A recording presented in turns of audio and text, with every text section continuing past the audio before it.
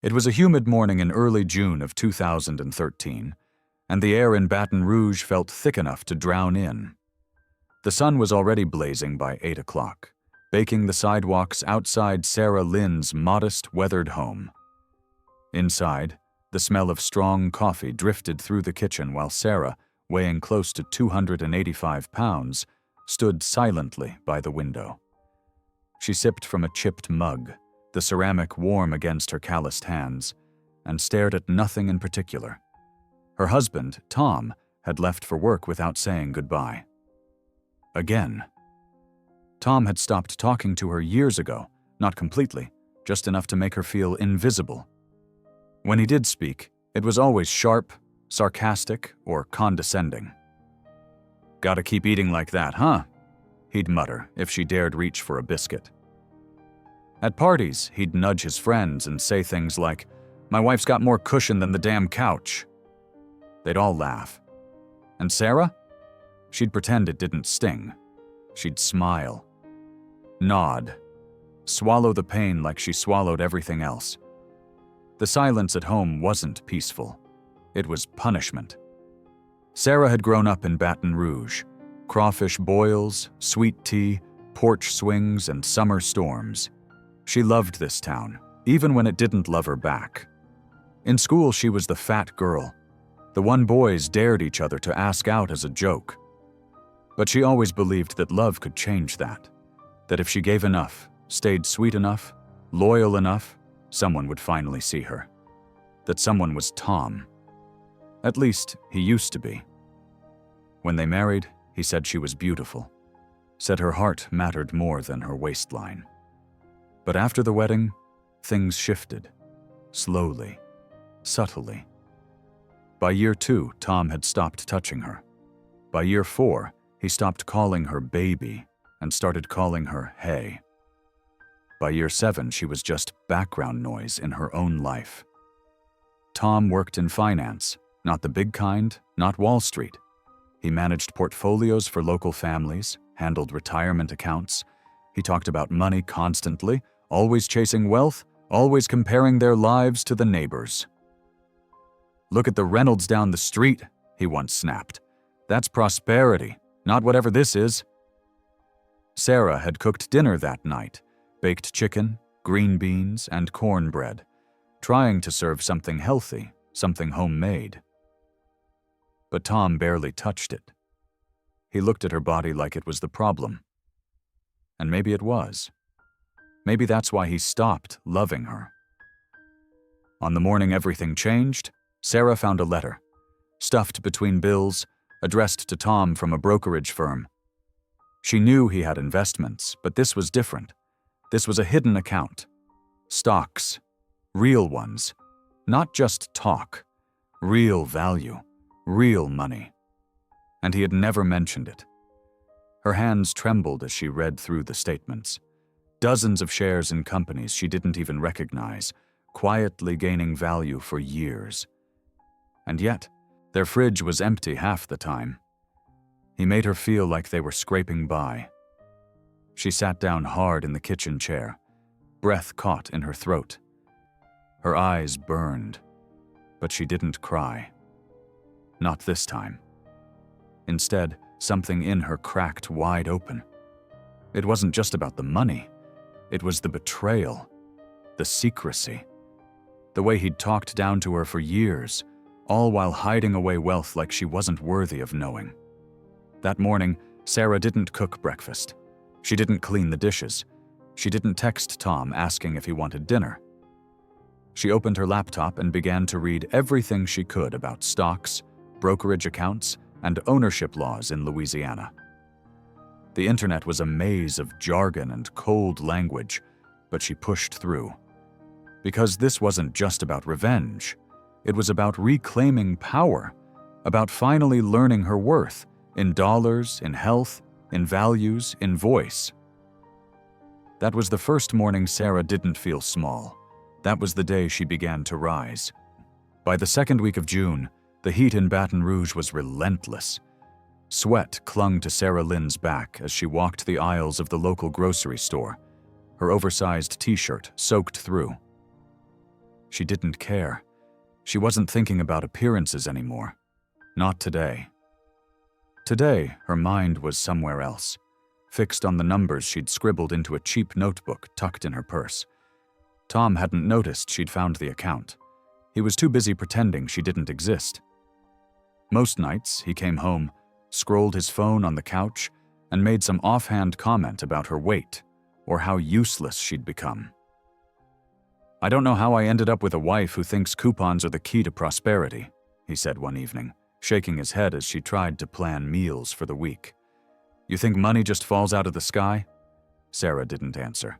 She just smiled, folded the list, and quietly stared at the pantry filled with cheap pasta and off-brand canned soup.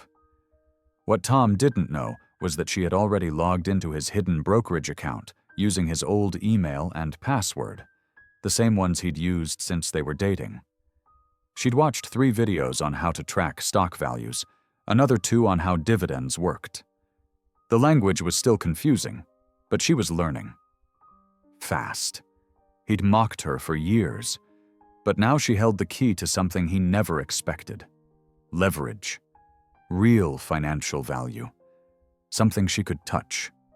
And maybe, just maybe, something she could use to rebuild herself. The final straw came on a Friday evening. The sun had just set, and the sticky summer air seeped through every crack in the windows. Sarah had made a grilled chicken salad, light, healthy, something she was trying to adjust to. She placed the plate in front of Tom. Without even looking up, he pushed it aside and reached for a frozen pizza. "Don't start this health kick thing again," he muttered. "You ain't built for that." Sarah blinked. "Built for what?" He glanced up, his expression cold. "To lose weight, to change. You'll never be that woman, Sarah. You know that, right?" The silence that followed was different. It wasn't the kind that begged for peace. It was the kind that held fury behind the teeth. She stood up slowly. Her hands didn't shake this time. She didn't cry. She picked up the salad plate, walked it to the sink, and washed it in silence. That night, Sarah sat in the dim light of the living room after Tom had gone to bed. The TV was off.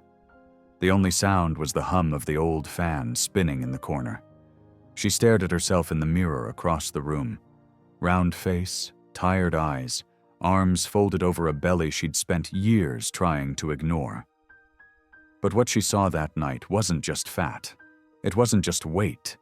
She saw years of shame she had carried for a man who never deserved her love. She saw misplaced loyalty. She saw a woman who'd poured every ounce of energy into trying to be enough, only to be handed crumbs. And then she whispered to herself, "No more." She pulled out the notebook, wrote down the brokerage account number, and began creating a list. 1. Call a financial advisor anonymously. 2. Check Louisiana's marital asset laws. 3. Begin walking every morning, no excuses. 4. Track food and cut sugar. 5. Reclaim her name, her values, her health. This wasn't going to be a quick fix. It wasn't about fitting into a smaller dress or getting compliments. It was about survival. It was about self-respect. It was about taking the money that had been hidden from her and turning it into the seed of her own prosperity.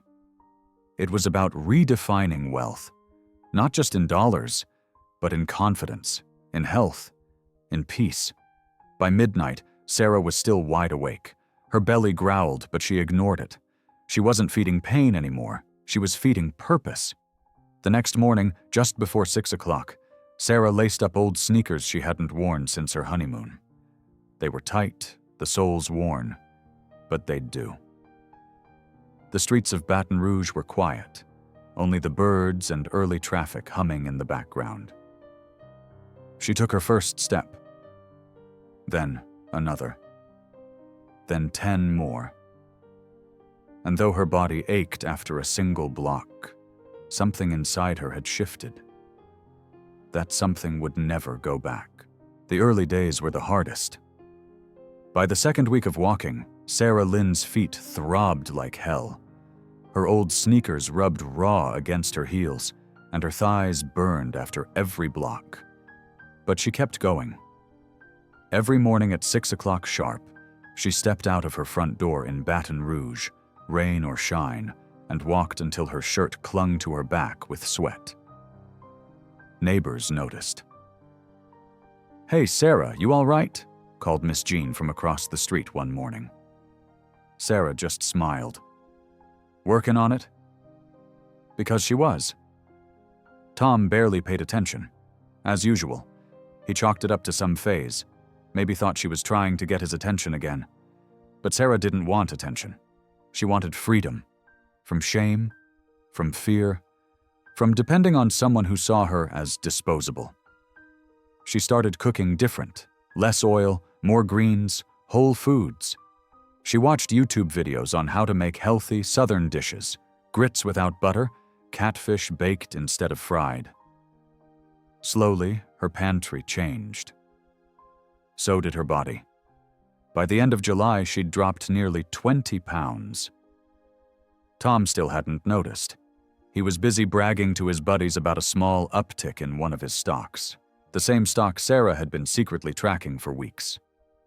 She knew now that Louisiana was a community property state, which meant legally, those investments were just as much hers as his. He had no idea. At night, she kept a spreadsheet, logged her weight, tracked the stock values, read articles on asset division, financial independence, long-term investments, Roth IRAs. She started to feel like someone with a plan, like someone building something, a future, a foundation, maybe even wealth. And every time she doubted herself, she wrote this in phrase across the top of her journal: "Your pain doesn't define your worth." One afternoon in mid-August, something unexpected happened. Tom came home early. He saw her bent over the kitchen table, surrounded by papers, financial documents, meal plans, walking schedules, printouts from investment blogs. He frowned. "What's all this crap?" Sarah didn't flinch. "Learning." He picked up a paper and skimmed it. "You think you're some kind of expert now?" "No," she said calmly, "but I'm getting smarter." He scoffed. "Please, you've never even balanced a checkbook." She smiled. "Maybe you should have taught me, back when you still gave a damn." Tom didn't answer. He walked out of the room like he always did when he lost control of the conversation. But something in his eyes shifted that day. For the first time, he looked nervous. The pounds kept coming off. 10 more by the end of the month. Sarah could see her face changing, less bloated. Her walk was steadier, her eyes brighter. Her voice no longer shook when she spoke up for herself. The local librarian, a kind woman named April, had started setting aside books for her.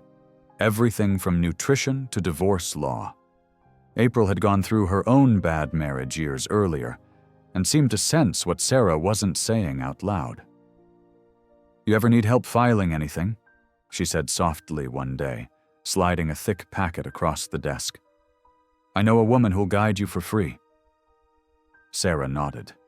Her hands trembled, but her heart felt steady. It wasn't just the weight loss. It was that she was learning how to protect her values, how to reclaim her health, how to make decisions not from fear, but from power.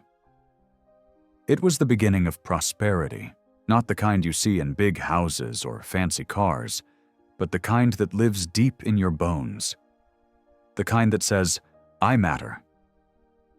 And as the summer heat began to fade and the leaves along her block turned a little gold around the edges, Sarah stood in her living room one night, looking in the mirror.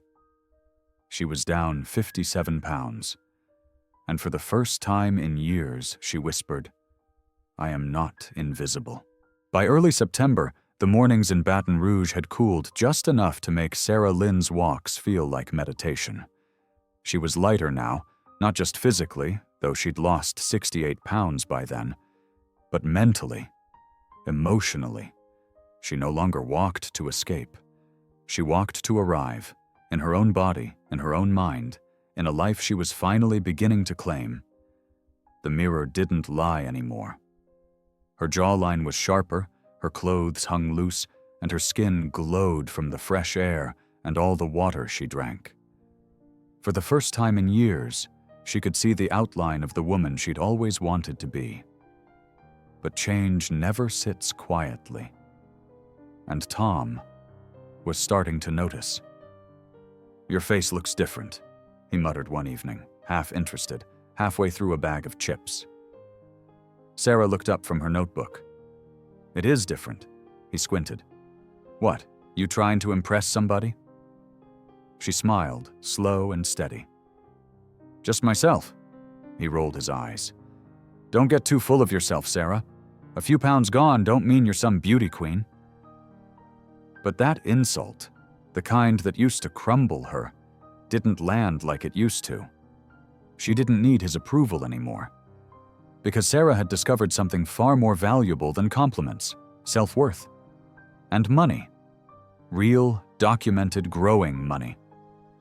By now she had spoken to not just one, but 3 different legal advisors. Quietly, carefully. Baton Rouge was small, but she knew how to keep her business private. She'd learned about marital assets, stock control, withdrawal restrictions, and loopholes Tom never expected she'd be smart enough to find. Turns out most of those investments? Community property.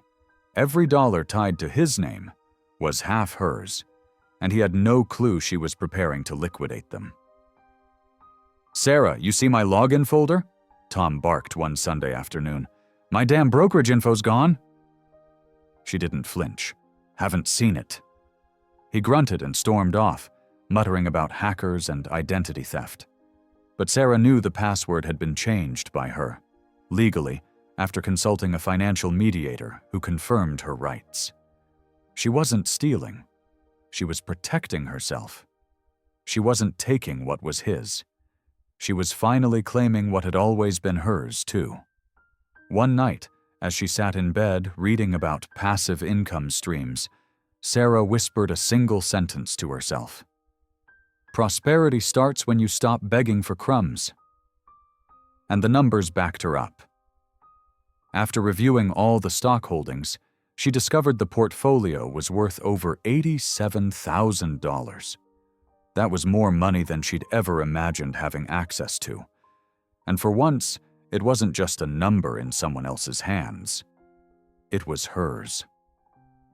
That weekend, she opened a separate bank account under her name. A clean slate, no joint access, no ties, no risk. It was time to build a safety net. Not just with money, but with principles. With values that aligned with who she was becoming. She started listing her goals. 1. Invest in herself. 2. Hire a personal trainer by the end of the year. 3. Take a financial literacy course online. 4. Build credit in her name. 5. Walk into 2014 completely independent. By mid-September, Sarah had lost over 75 pounds. Her skin hung looser around her arms and hips, but she wore that looseness like a badge of honor.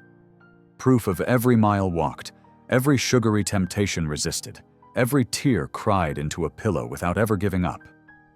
People in town began to notice. The cashier at Piggly Wiggly tilted her head. "Girl, you look like you got a secret." Sarah chuckled. "I guess I do."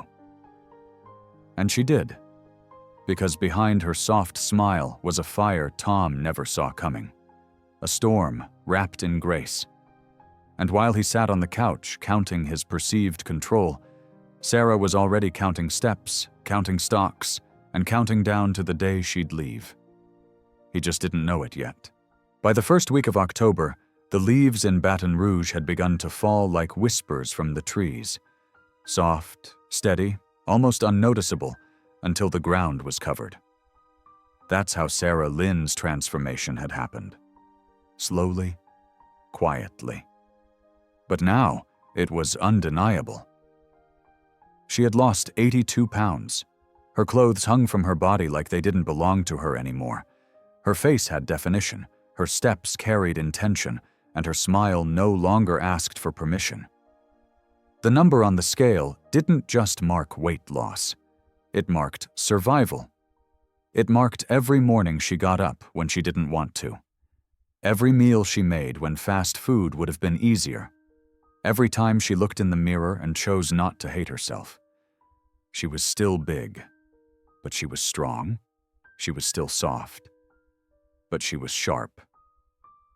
And something in Tom had shifted.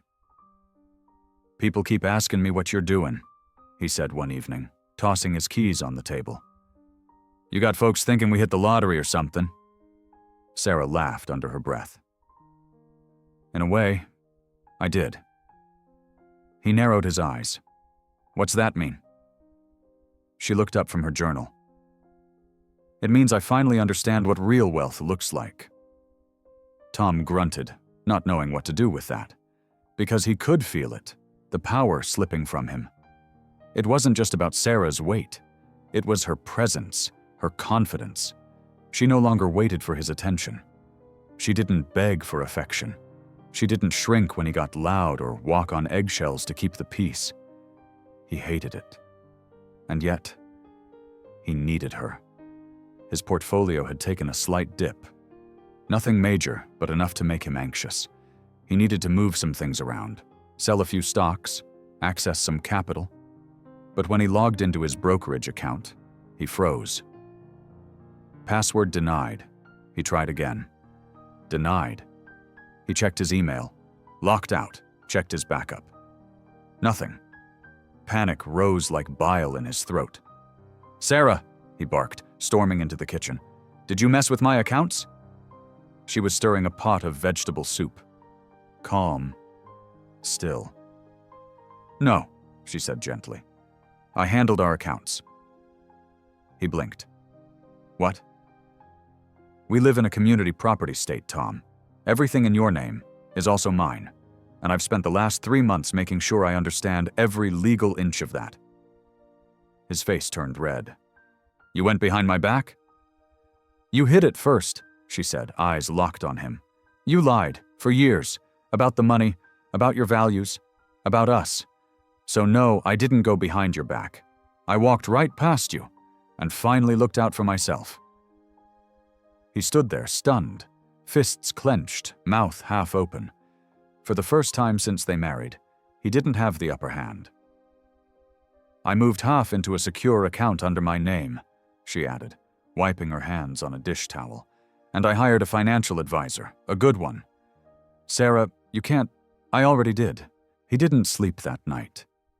And for the first time in a long time, Sarah did. The next morning she went to her walk-in closet, which had always been a graveyard of oversized clothes she hated, and pulled out an old pair of jeans from before she married. She hadn't worn them since 2006. She slid them on, and though they were still snug, they zipped. Tears welled in her eyes, but she didn't let them fall. Not from sadness, from pride.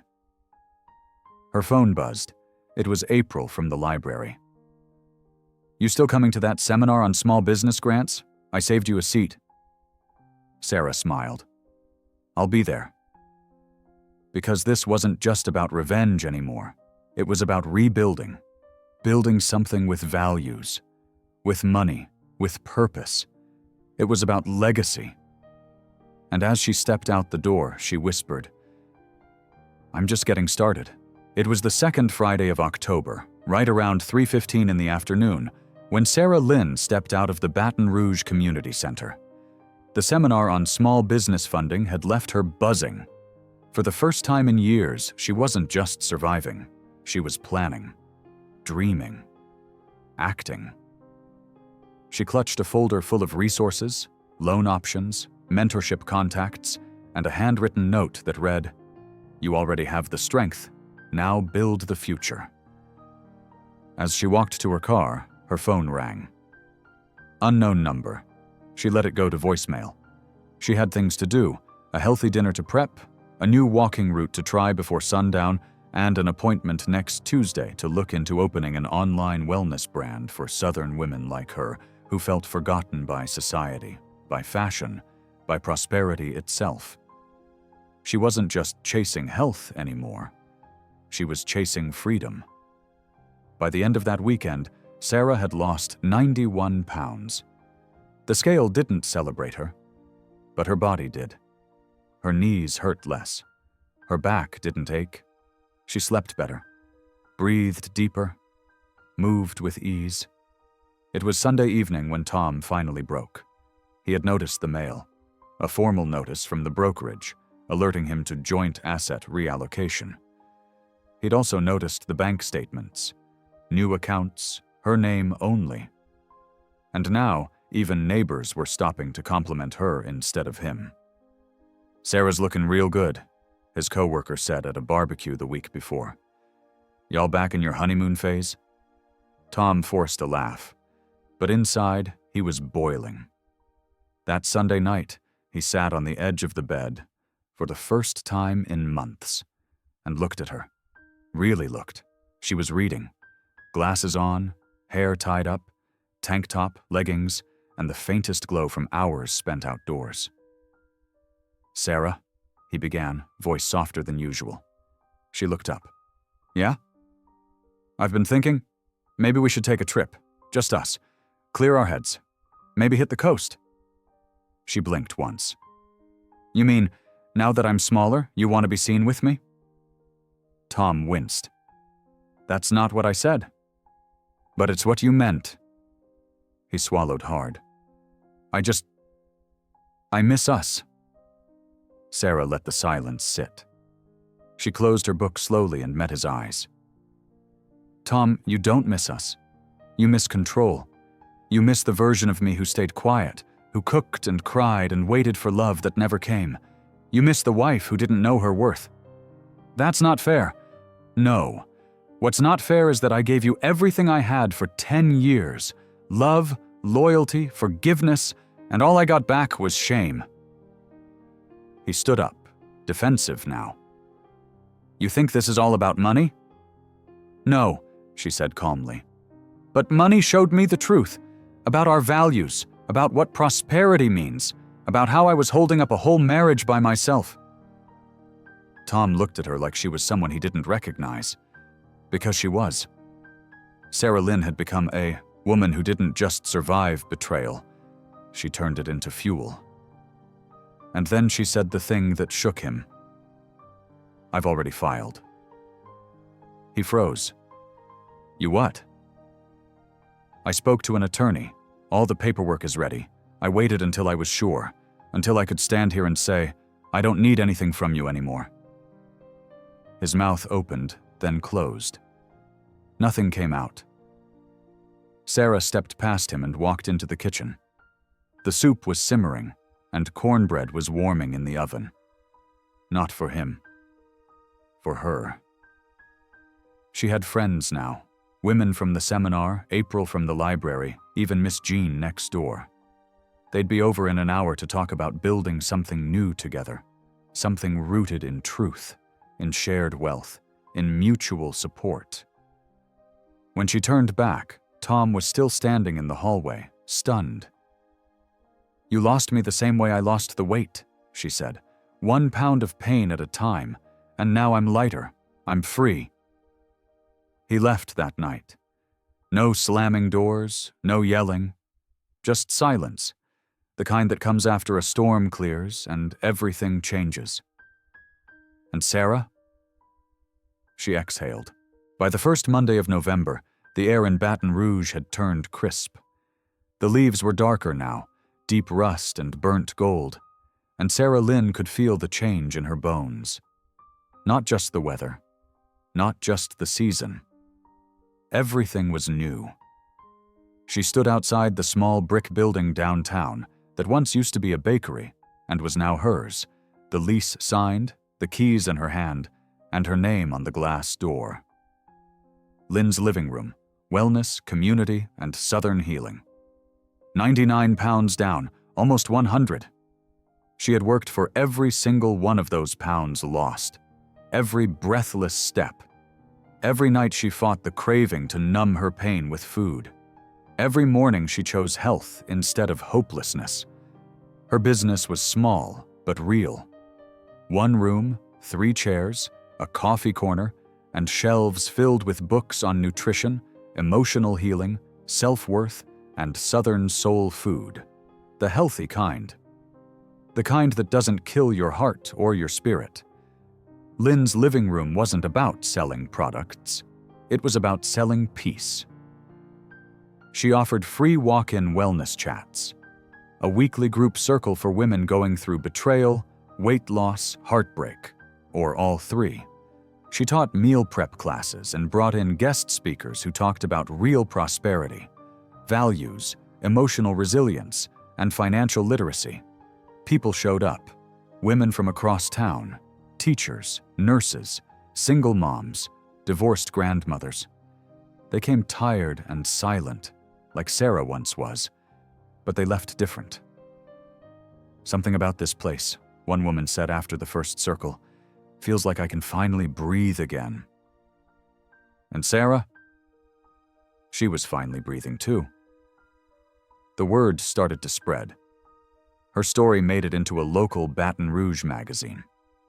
From rock bottom to rising star, one woman's fight for health, wealth, and justice.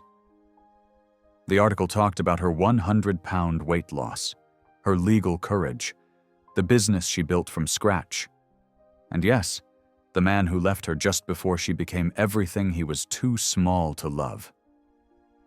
The day that article hit newsstands, Sarah got a message. "Tom, we need to talk." She didn't respond. 2 days later, he showed up at the building, hair messy, shirt wrinkled, trying to look casual.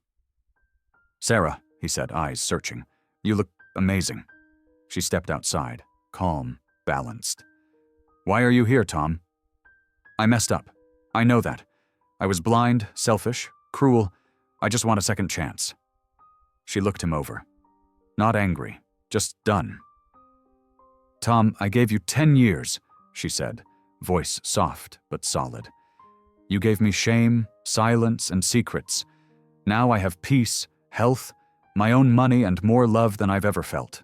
From myself, from this community. I don't need a second chance. I needed a new beginning, and I gave that to myself."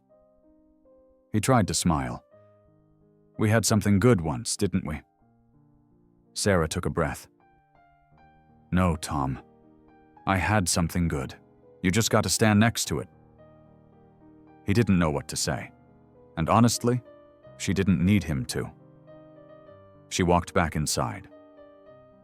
The bell on the door chimed softly behind her. Inside, 2 women waited on the couch, chatting softly. "You ready for today's group?" one of them asked. Sarah nodded. Always. She pulled the curtains wide to let in the afternoon sun. Because this wasn't the end. It was the life she had built. 1 pound at a time, 1 truth at a time, 1 dream at a time. It was the morning of December 2nd, 2013, when Sarah Lynn stepped onto the scale for the final weigh-in of her journey.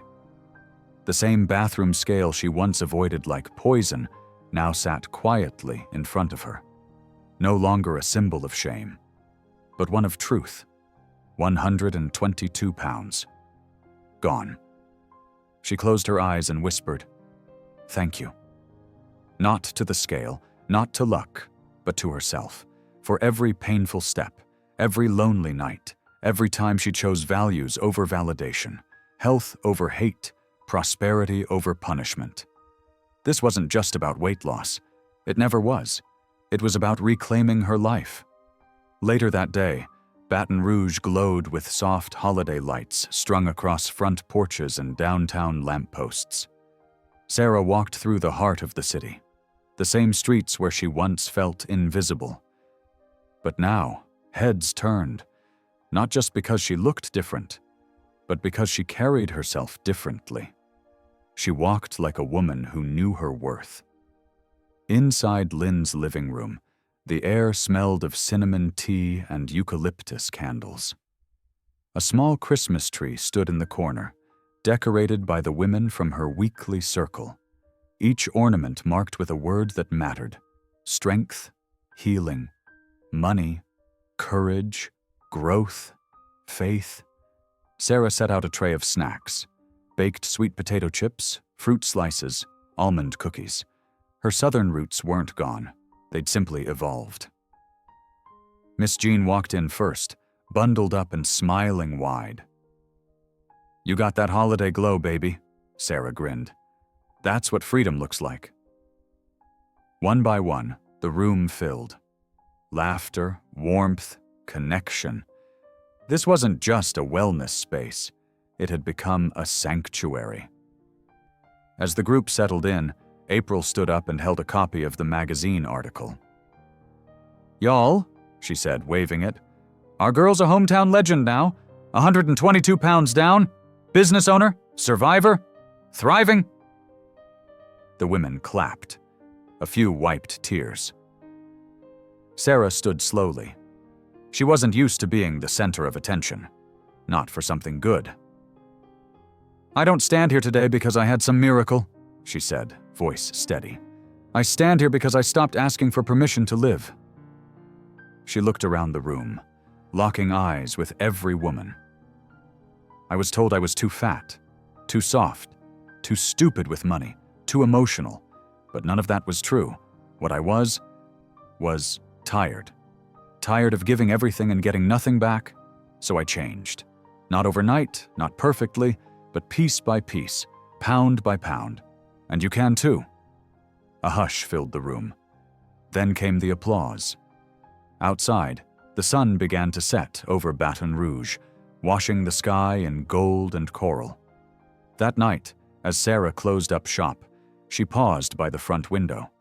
Her reflection stared back, smaller, sharper, and completely reborn. Behind her, the words on the glass shimmered under the streetlight. Lynn's living room. She'd named it after herself not because she was full of pride, but because she'd finally learned to stop shrinking for people who didn't know her worth. Her phone buzzed again. Another message from Tom. She deleted it. She was no longer available to people who only showed up when the riches became visible. She had built her own wealth, not just in her bank account, but in her values, in her peace, in her health. She locked the door, took one last deep breath, and whispered into the night. "I didn't just lose weight. I lost fear, I lost silence, I lost him, and I found me.